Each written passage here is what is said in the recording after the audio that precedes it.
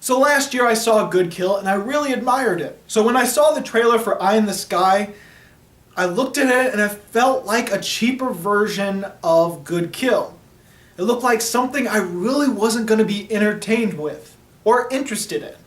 But then when I actually saw it getting good scores and it came to our theaters 2 weeks later than it was supposed to, and after my sister actually saw it and liked it, I decided, you know what, I'm going to review it anyway, so let's go see it. And I have to admit this, it's a solid, good thriller.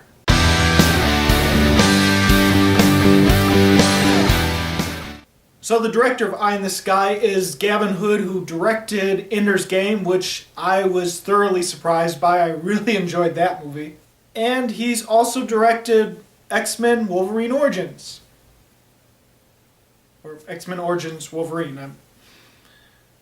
I don't feel it's the director's fault. I think that was the screenwriter, which isn't Gavin Hood. But anyway, Eye in the Sky is about this military operation. This criminal organization is meeting in secret, and 2 people on the most wanted list is in this meeting. This is a capture mission. And it's a very cooperative operation because it's got England involved, we got the American drones, and both ground troops and intelligent agents of that country that the operation is set in. Which I had to look it up, is in Kenya. It takes place in Kenya. But things turn for the worse, and a capturing mission becomes implausible.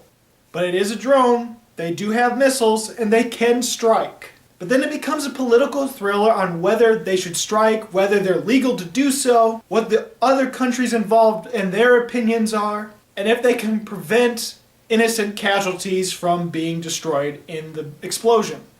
Now that's not quite descriptive and pretty bad interpretation of the plot, but I feel this is one of those movies where it's better to go in not knowing much about it. Now I knew it was going to have a lot of elements that made Good Kill really thrilling in its moments. Because I knew it was going to be questioning on whether they should strike and if they can strike without people getting in the way of the explosion, innocent people, with a lot of the same suspense and thrilling elements in Good Kill about drones. And I have to say, it was effective. And even in this one, similar to the moments in Good Kill, there was very suspenseful moments for when the bomb actually dropped. Because once it drops from the sky, it has about 10 seconds before it actually hits the ground. So in those 10 seconds, people could end up walking in the radius of the blast. That's one of the elements I really loved in Good Kill, and there's a reverse element of that in Eye of the Sky, because it's more of a on the edge of your seat moment where you want a person to get out of the blast radius before the bomb drops. But what I didn't really expect is there's a lot of political thriller elements in this movie, because ultimately it's a lot of government officials and military personnel in rooms in different parts of the world conversing and discussing whether it's morally obligated and lawful to do the actions that they do in this movie. Because a huge section of the movie is them arguing whether they can turn this capture operation into an execution. And I actually thought it was really intense and frustrating in a good way. I found it really intense because they had to keep referring to higher up power to get orders. Like the higher ups within the room couldn't make a decision and they felt they need to speak to someone higher up. And so then that person would refer to someone higher up.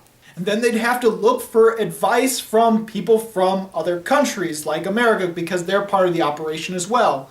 And all while this is happening, it's a very time-sensitive moment because they realize, holy crap, these people got bombs and they could become suicide bombers at any moment. Because at any moment they could leave the house and separate to the point where they can't really strike them all at once. This is definitely more mainstream and more exciting than Good Kill, because Good Kill only had few moments where it was actually thriller aspects. For the most part, Good Kill is a drama, where Eye in the Sky is definitely specifically a thriller. There's also a lot of big names in this movie and a lot of good stars. This is ultimately the last time we'll see an on-screen presence of Alan Rickman, because this is his last movie. He's still voicing the caterpillar / butterfly in Alice in Wonderland movie, but that's a voice. This is his on-screen presence, and this is the last time we'll unfortunately see him. And I was surprised because I thought he was going to be a side character, and Helen Mirren would be the main character. She is on the poster after all. But in all honesty, Alan Rickman is probably one of the main characters of the movie for sure, because he's definitely the main character in the situation he's in, where he's commander of the operation. He's trying to convince these political people that they need to strike or make a decision.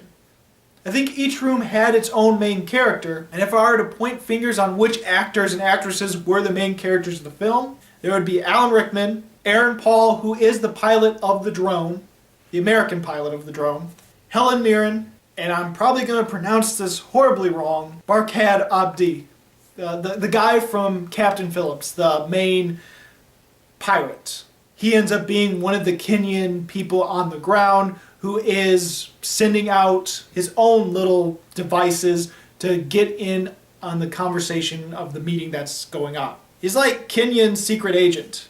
I would say those four are the main characters and they have the biggest roles in the movie. I thought everyone acted great. I would say Aaron Paul's performance was probably the most dramatic and had the most emotional thing happening in it. Because after all, he's the drone pilot and he has to make a stand on whether he should pull the trigger to drop the bomb or wait a little bit longer. And he's ultimately the one that has to pull the trigger to drop the bomb. So of course that leads to a little bit more emotional moments with him versus the other characters. There's just a few things in it that I didn't quite like that much. For one, the Kenyan secret agent characters have these devices that are drones in a way, little teeny drones, where they're disguised as animals. Such as they have a hummingbird surveillance camera that they're able to hover and get closer in and fly. And they also have a little miniature beetle where they could fly around and tape and record, and it just looked like James Bond type of stuff. And it really didn't fit in this more realistic tone that the movie was going for.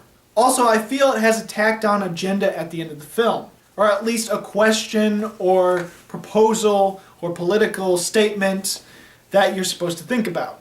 Now look, Good Kill was all about that. That was one big movie about that, but it was also still more of a drama, and it still had a few things where it is an entertaining movie nonetheless. But the way they do it in Eye in the Sky, which is also a similar question and political statement of Good Kill, the way they do it in Eye of the Sky, it feels tacked on at the very end. Or maybe it was just me thinking too much into it because I'm going into it thinking a little bit more like Good Kill because it's a movie I had already seen, or maybe the movie's questions and morals were so integrated well enough in the story that I wasn't really thinking about those questions, and then so when it's brought up towards the end, it feels a little too tacked on for me. I'm not sure, but it's definitely better than what London Has Fallen did with the drones. Way better than that. And despite it being a thriller, there are a few comedical aspects of the film, almost feeling like a parody at times. And so I think there's some people that could see this movie as a mess. But overall, I thought it was a very mainstream, very great, by-the-number thriller that was effective and definitely engaging. And so I have no problem giving Eye in the Sky 4 stars. So did you see Eye in the Sky? What did you think about it? Go ahead and comment. If not, what is a movie where you saw the trailer for it and thought, this looks terrible, it looks cheap, I'm not going to see this, but then eventually see it and find out it's way better than the trailer? Anyone have moments like that before? I definitely have plenty of times where I look at the trailer, I think it looks god-awful, then I watch it and say, hey, that was actually a really good movie. And if you like this video, please subscribe and check out my movie reviews of 2015 and 2016. As always, this is Bruce Gifford, and this was just my opinion.